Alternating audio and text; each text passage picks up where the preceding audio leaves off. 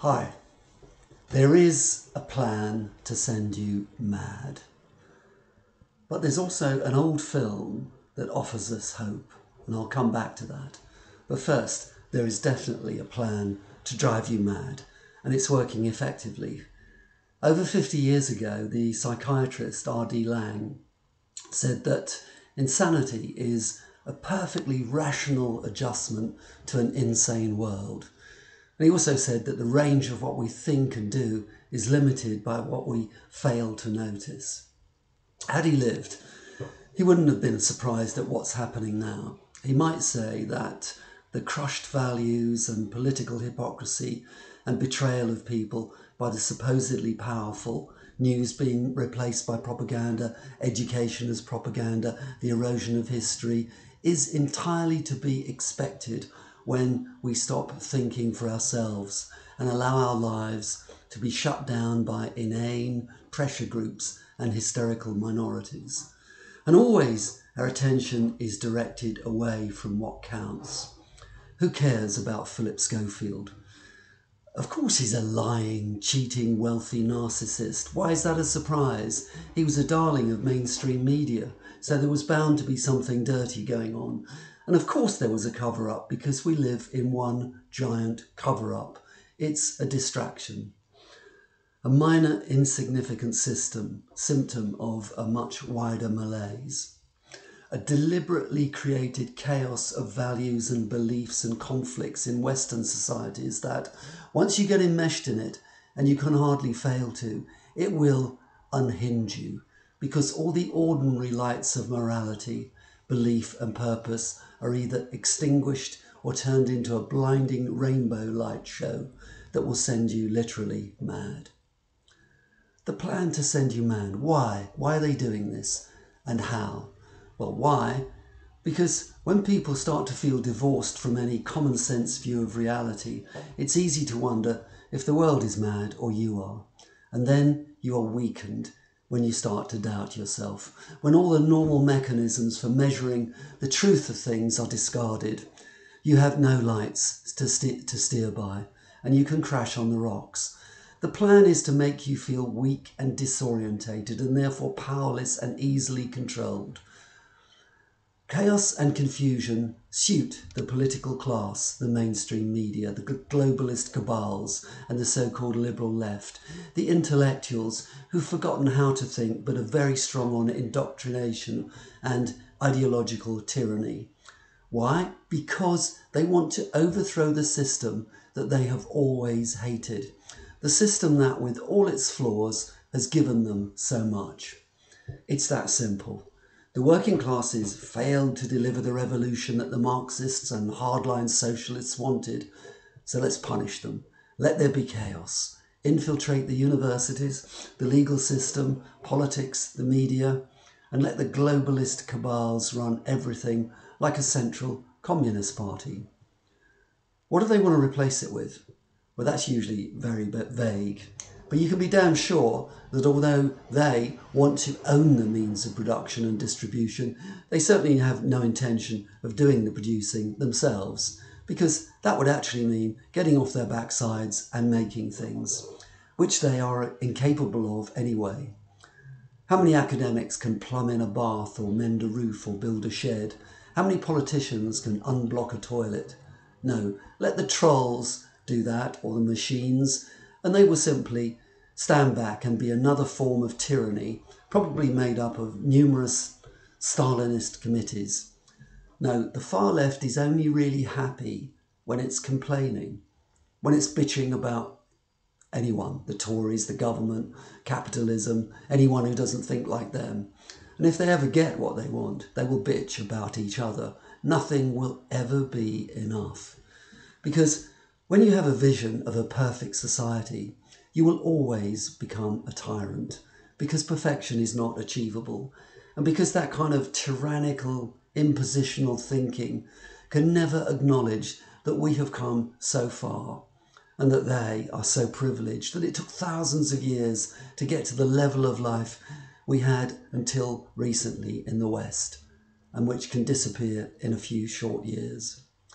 So they want this because they want power over the majority and the privileges that that brings. But because they are fueled by hatred and resentment, they want chaos and society to fall apart. It doesn't matter what the consequences of that are, because they don't go in for joined up thinking. Utopian thinking rapidly deteriorates into a dangerous fantasy that has never worked in the whole of history, but has led to millions and millions of deaths. Progress is the result of hard work, learning from mistakes, and freedom of thought and speech. It's not the hardliner imposition of a rigid system. So they want this. How do they do it? How do they attempt to send us mad? Well, the answer is in the film Gaslight, an old 1940s film. There were two versions. I prefer the older, less famous version, but Gaslight is a great film. Why? Because it's a psychological blueprint for what is happening in our culture. It was truly prophetic for Western civilization. It's the story of an arch manipulator, a man who systematically and in great detail tries to drive his wife mad by convincing her that she does things that she doesn't do and that she sees and hears things that are unreal. His motive, of course, is money and power. And that is exactly what the political class, the globalists and the woke warriors are trying to do with us, to convince us that we are deranged, immoral, out of touch with reality. And it's a step-by-step process. These are the steps. Well, it's done on a wide scale through education, the media, the arts, politics, and increasingly religion. Look at what a woke puppet the Archbishop of Canterbury is. Law and order, the BLM movement and defund the police wish to take away the last line of defence for the general public, to take away the fence between criminals and law-abiding citizens. And part of that strategy towards abolition of the police is to weaken them by making them fearful of race accusations, by limiting their powers, and by encouraging a humiliating embrace of woke culture with rainbow helmets, hobnobbing with vengeful cultural minorities rather than maintaining a healthy distance, by going soft on real crime and hard on soft crime, such as sending an insulting text, by making the law a laughingstock so that it has no teeth, by making the law so debilitated that the result is that ordinary decent people no longer trust it and are fearful because they know if law and order breaks down, everything breaks down. The fact that this is so obvious is what is chilling, but the gaslighters now openly declare their intentions. Secondly, by turning Parliament into an autocratic gang of self-serving careerists, rather than a group of servants of the nation and people of the nation, you are now in a position where you should fear the very people who should fear you if they don't do their jobs. So, by having no faith in the legal system and not believing anything, or even worse, believing everything you are told by the media, being astonished and aghast at the gender nonsense being fed to you on a daily basis, being told you're racist, especially if you're not, because that means you are in denial, being told that because your history is one long story of exploitation, capitalism, slave trading, you yourself are guilty by implication and should be ashamed and pay reparations to people you have never hurt in any way, shape or form. Being told that education is about holding the right views and not about becoming an independent thinker. Being told that you have to protect institutions like the NHS rather than them protecting you. Being told that politicians are your masters and not your servants, even though you pay their wages. Being told that your nation is now an open door for anyone to come in the country, legally or not. Therefore, it is not a nation, but a gravy train for the world. Being told that there are multiple genders. There aren't. There's X and Y chromosomes, male and female.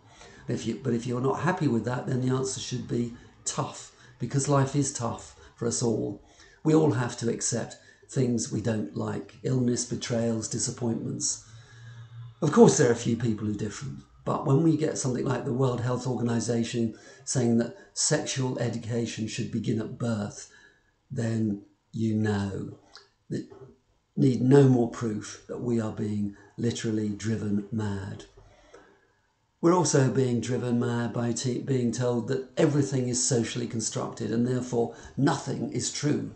It's all subjective, which ignores the fact, of course, that if that's the case, then the view that everything is socially constructed is also a social construct and therefore not to be trusted. By now, you realise that the wrong people are in jail, the wrong people are teaching the wrong things in the wrong way, the wrong people are telling you the wrong things in the media. And all of these things weaken you. And those who try to speak up in their different ways, such as Jordan Peterson, Katie Hopkins, Ben Shapiro, Tommy Robinson, Julian Assange, are in different ways subjected to a tyrannical onslaught of unverified criticism, abuse and torment in the hope that they either give up and go away or they will be driven mad and can't function. You're also being driven mad by the insistence that feelings matter more than facts. This is a clever ploy because unlike facts, feelings can blow hot and cold. They're not verifiable. They create a fog that you blunder about in, trying to make sense of the vapour of feeling. Facts are like rocks in the fog. They don't change, they're real. But if you can't see them in the great fog of feeling, you're in trouble.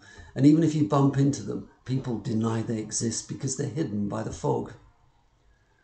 You're also being driven mad by putting the least talented people in charge because they can go on so that others can keep on pulling the strings behind the scenes, like the ghost in the machine, the Wizard of Oz. But the film Gaslight offers a glimmer of hope. In the film, there is one tenacious man, an elderly ex-detective who smells a rat. And he grabs its tail and he won't let it go. And in a satisfying denouement to the film, he shows to the woman being driven mad that she is in fact the same one and that she's been horribly manipulated. And happily, the evil husband loses his wits when he knows he's been found out and he will never again control his world. This is a lovely conceit, that the real madness lies in the people who think they are right. And I'll do another video on that in the next few days. But for now, we have to be that elderly man who won't let the truth disappear into madness. And we have to keep digging, keep talking, keep saying, no, no, no. You can stuff your lies. If you like this video, please share and subscribe. Thank you.